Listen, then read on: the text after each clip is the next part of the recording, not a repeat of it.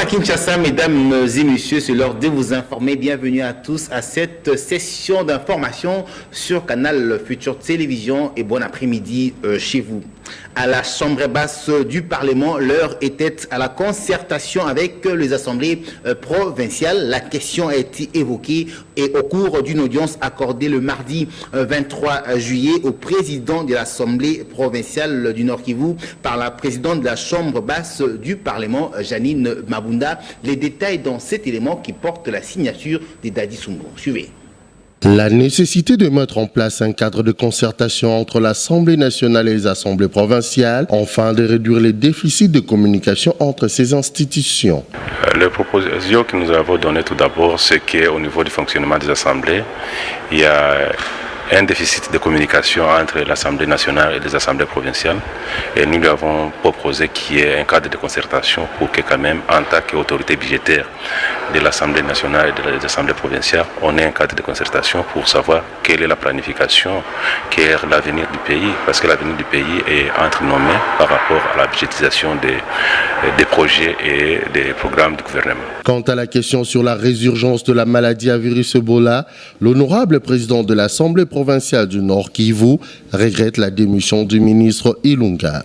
Nous avons été aussi surpris comme vous autres de la démission du ministre de la Santé, qui est un choc pour la population du Nord Kivu, qui veut voir éradiquer le phénomène maladie à virus Ebola. En principe, le secrétariat mis en place par le chef de l'État ne devrait pas amener le ministre à démissionner. Il a ses raisons, mais nous, au niveau de la population, nous pensons que ce n'a pas été une bonne chose, dans la mesure où la population plaçait confiance au ministre de la Santé. Mais j'espère bien que d'ici là, on nommera notre ministre qui va prendre le relais et nous pensons qu'il va faire mieux.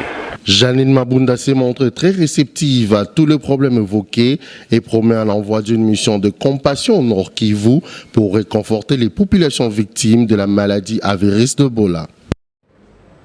Prenons cette brève à présent. La société civile du secteur de la santé salue la décision du président de la République, Félix Tshisekedi Tshilombo, de prendre en main la riposte contre la maladie à virus Ebola et exige par la même occasion l'audit de premiers fonds mis à la disposition de la première équipe de coordination de la riposte dirigée par le ministre de la Santé publique démissionnaire Oli Ilunga. Nous y reviendrons dans nos prochaines éditions.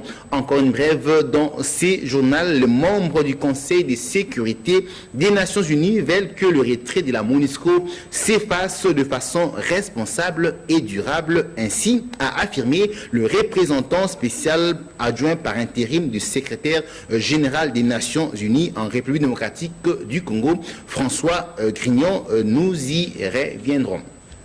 Parlons politique à présent en conférence de presse le mardi 23 juillet. La société civile par excellence a passé en revue plusieurs questions liées à l'actualité politique du pays afin de fixer l'opinion tant nationale qu'internationale sur les positions qui sont siennes. Les détails dans ces reportages de Gloire Sanga. Suivez.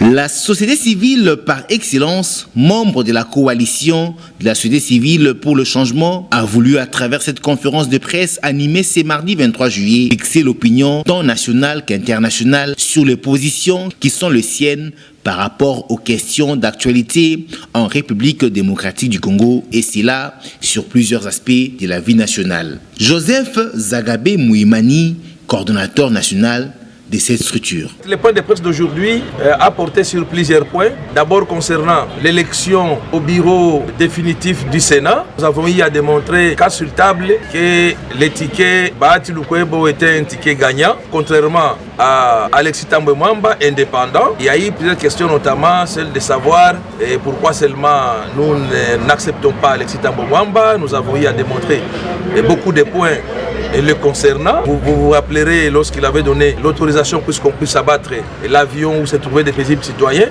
qu'il a aussi d'autres charges sur le plan international. Nous avons comme souci d'avoir des responsables qui n'ont pas de problème, qui auront au fait les soucis de ces pays. On n'accompagne pas les individus, mais on accompagne la vision. Et celle que nous accompagnons, c'est la vision du chef de l'État, Félix Antoine Tshisekedi. Signalant ici que cette plateforme a réitéré son soutien indéfectible et sans faille au président de la République, Félix Tshisekedi Tshilombo, en l'encourageant dans ses actions visibles de changement et de développement de la RDC. Je ne suis pas en guerre contre l'ancien président Joseph Kabila et autorité morale du FCC. Ce n'est pas moi qui l'ai dit, mais plutôt Modeste Bahati Lukwebo, président de l'Alliance des forces démocratiques pour le Congo, AFDC, et candidat au perchoir du Sénat. Suivez ces propos sélectionnés par Michel Kassanga. Moi, je ne fais front à personne, je fais front à un système. Un système, c'est vrai, je ne peux pas dire que le Kabila n'a rien fait, il a fait beaucoup de choses, hein, mais il en restait encore beaucoup. Mais je crois que toute chose a son temps. Le grand problème ici, c'est le comportement de ses collaborateurs qui, au lieu de travailler, passent tout leur temps dans des laboratoires pour comploter, pour décourager ceux qui travaillent. Nous travaillons et nous venons avec les résultats. Mais en conséquence, ils ne veulent pas accepter que nous puissions tirer avantage de ces résultats. C'est ça. Vous l'avez rencontré, vous avez discuté avec Joseph Kabila? J'ai demandé à le rencontrer à plusieurs reprises. Il a promis. Bon, finalement, on ne s'est pas vu. Jusqu'au dernier jour où il a laissé le message au coordonnateur du FCC pour dire voilà, le candidat, c'est Alexis Thambwe Mwamba comme président du Sénat. Le premier vice-président, c'est Évariste Bochab. Et puis il est parti, il a pris son véhicule, il est allé en congé à Boma, dans le Congo central. Donc désormais, entre Joseph Kabila et Bahati Lukwebo, c'est l'inimitié, c'est la séparation. Non, moi je suis toujours reconnaissant envers celui qui a toujours été mon chef. Le grand problème, c'est qu'il faut qu'on se mette d'accord sur les principes et qu'on respecte, qu'on ait un peu de considération les uns envers les autres. Je suis quand même chef d'un grand regroupement. Je ne peux pas demander une audience et l'attendre pendant 10 jours, et surtout pour un poste qui avait fait l'objet d'un mémorandum depuis le 3 avril 2019. Il savait que nous étions demandeurs de ce poste-là, et c'était notre droit. La moindre des choses, c'était de nous dire, eh bien, pour certaines raisons qu'il n'était même pas obligé de nous donner, ce poste-là ne va pas vous revenir, il reviendra à telle autre personne. Mais passer par une tierce personne, comme si nous étions des chiffons, j'estimais que c'était trop fort, mais nous n'avons aucun problème avec lui. Changeons de chapitre à présent. La Fédération de l'Union pour la Nation congolaise de la commune de Massina ne jure que sur l'implantation de l'UNC dans chaque parcelle de cette commune. Alain Moutouameme, patron de cette fédération, l'a fait savoir le dimanche dernier au terme d'une réunion qu'il avait tenue. Suivez. Nous sommes au siège de la Fédération de l'Union pour la Nation congolaise de la commune de Massina. Comme chaque dimanche, les membres de cette fédération patronnée par Alain Moutouameme se retrouvent en réunion stratégique. Objectif, sensibiliser, mobiliser et préparer les élections de 2023. Et ce dimanche 21 juillet, ce grand rendez-vous n'a pas manqué. Implanter l'UNC, c'est parti cher à Vital Kamere dans chaque parcelle de la commune de Massina. Une ambition qui porte à cœur Alain Moutouameme. Nous avons l'habitude dans toutes les fédérations de la ville-province de Kinshasa, comme a dit le numéro 1, l'honorable Vital Kamere, qui a instruit au secrétaire général Mayo Mandeke et puis à l'honorable Molin de Sakombi, que dans toutes les fédérations de la ville-province de Kinshasa et dans tous les pays, que l'INC doit vibrer. Nous, de notre côté, à l'INC Massina, l'objectif, nous devons imposer l'INC.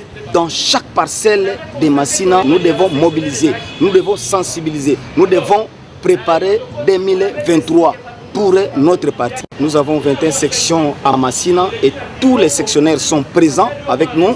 Ils ont répondu vraiment massivement. Cela prouve réellement que Massina a la vie. Signalons ici que les portes de la fédération de l'UNC, commune de Massina, sont grandement ouvertes pour accueillir les nouveaux adhérents.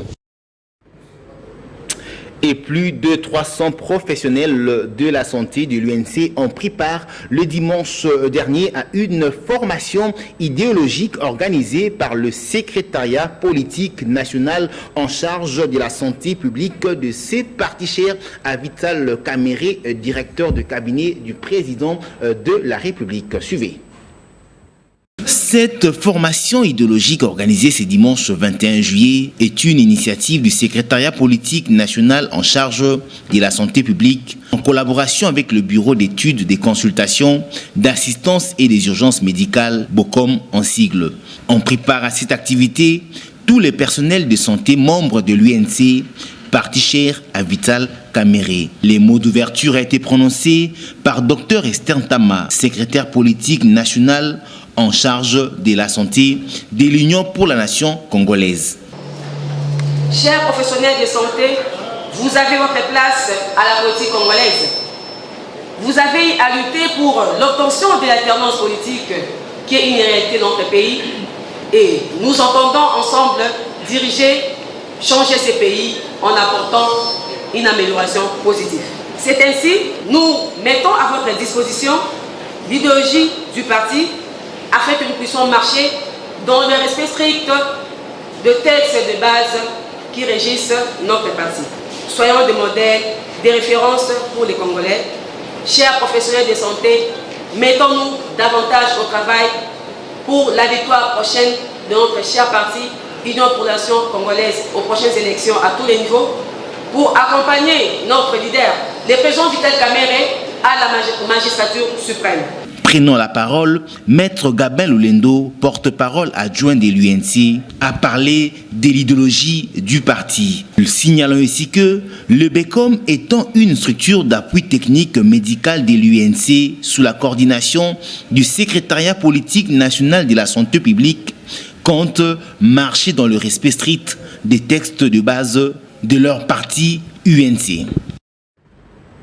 Et en dehors de nos frontières, dans la nuit du 22 juillet, une mutinerie a éclaté dans la prison centrale de Yaoundé. Nous sommes là au Cameroun. Les forces de sécurité sont intervenues pour réprimer une mutinerie des détenus séparistes et politiques qui protestaient contre les conditions de leur détention. Suivez ces reportages de nos confrères de France 24. Des forces anti-émeutes pour empêcher tout accès à la prison centrale de Yaoundé. Une prison aux allures de forteresse, 24 heures après la violente mutinerie de ce lundi.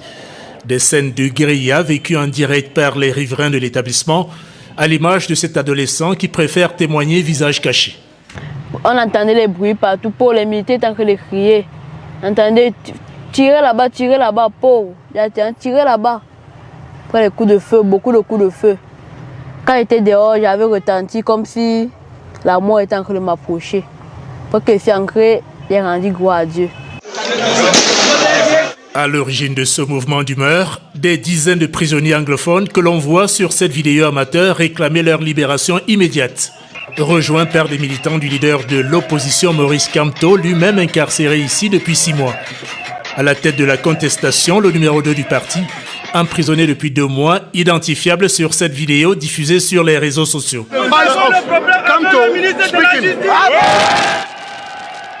Construite pour accueillir 800 prisonniers, la réputée sinistre prison de Kodingui en compte aujourd'hui plus de 5000. Et les opposants comme Flore, qui vient d'en sortir, décrivent des conditions de détention inhumaines. Nous dormions à l'air libre, à la belle étoile, sous la pluie, sous le vent. C'était scandaleux en fait et on se demandait où est passée la dignité humaine parce que même si nous sommes des prisonniers ou des prisonnières, on a quand même le droit à un espace où nous pouvons dormir et reposer nos corps. On ne doit pas nous traiter comme si nous étions des animaux. Je pense même que les animaux sont mieux traités que les prisonniers de Koningui. D'après le gouvernement qui condamne ces émeutes, la mutinerie d'hier a fait 6 blessés et causé d'importants dégâts matériels. Des troubles qui se sont propagés ces dernières heures à la prison de Boya, dans la région anglophone du sud-ouest où les autorités affirment avoir la situation sous contrôle. 4 mois. Retournons à Kinshasa à présent. Le centre Texaf Bilembo a accueilli le lundi la soirée des galas des charités en faveur des enfants orphelins et en condition de précarité scolaire. Une initiative de l'ASBEL Guna qui a lancé par la même occasion un appel de fonds pour la construction d'une école en faveur de ces enfants démunis. Suivez ces reportages de la rédaction. Le centre culturel Texaf Bilembo a vibré ce lundi 22 juillet au rythme de la soirée des galas de charité organisée par l'orphelinat Gunguna en collaboration avec plusieurs de ses partenaires. Plusieurs personnes nous ont toujours posé la question de savoir c'est quoi Gunguna. Gunguna signifie source. Notre mission est de subvenir aux besoins élémentaires des enfants, fournir leur niveau de connaissance par l'éducation et la scolarisation, éviter les déracinements en leur offrant un cadre de vie optimal dans un environnement encadré. Profitant de cette cérémonie, l'orphelinat Gunguna, à travers sa présidente Carole Donis, a lancé un appel de fonds pour la construction d'une école dans les jours à venir afin d'assurer la scolarisation des orphelins qu'il prend en charge. Partageant tous cette même initiative, le partenaire des Gunguna ont fait savoir le raison de leur motivation. La Fondation Capilla Foundation, nous nous occupons des veuves et des orphelins et des enfants désœuvrés. Présente dans la salle, Madame Nicole Boacha, qui est en même temps la marraine de cette soirée, n'a pas manqué à dire: mais quelle grande responsabilité de prendre une partie de moi-même et l'offrir à cette cause noble des enfants orphelins. Mais que ces orphelins qu'on aide puissent comprendre que l'aide est là, pas simplement parce qu'il faut avoir des beaux habits, pas simplement parce qu'il faut qu'ils étudient, mais c'est surtout qu'ils comprennent que l'aide qu'on leur offre, c'est pour leur donner une chance dans l'avenir. Elle a profité de l'occasion pour émettre sa contribution pour la réalisation de cette œuvre de charité. Mesdames et messieurs, la solidarité exprimée. Les orphelins ont exhibé quelques pas de danse et ont chanté pour les invités présents à cette soirée des galas. Toujours dans ces chapitres, les organisateurs et partenaires à cette activité ont livré leurs impressions au sortir de la salle. Ils sont au micro des héritiers Ntumba. Suivez. Oui, la séquence surtout des enfants, justement, de ces petits orphelins qui ont, pour les uns, fait des poèmes et pour les autres, chanté, et un autre à la batterie. Là, ça m'a vraiment chauffé le cœur parce que je me suis dit, voilà, des enfants qui, malgré le gros chagrin de ne pas avoir une identité parentale, ont au moins une identité de cœur à partir de ces associations, Gunguna, qui s'occupent de ce genre d'enfants. Et l'association Fonib vient en renfort pour justement montrer que ensemble, on peut aider ces enfants. D'abord, je dois commencer par remercier mon Dieu parce que c'est vraiment une première fois à Kinshasa et j'ai eu vraiment très peur, surtout que l'organisation a débuté seulement depuis le mois de mai. On n'a pas eu beaucoup de temps, on a contacté plusieurs sponsors, mais on pensait que ça n'allait pas se faire. Grâce à Dieu, tout s'est bien passé, on a reçu beaucoup de personnes, on a été soutenus et alors là, j'ai vu aujourd'hui, je témoigne vraiment de la solidarité congolaise. Cadré par Gloire Sanga, réalisé par Driss Makengo, assisté de Jovial Makuna. Mesdames et messieurs, ainsi s'achève cette session d'information sur Canal Futur Télévision. Merci de l'avoir suivi. Au revoir et bonne suite de programme sur votre chaîne.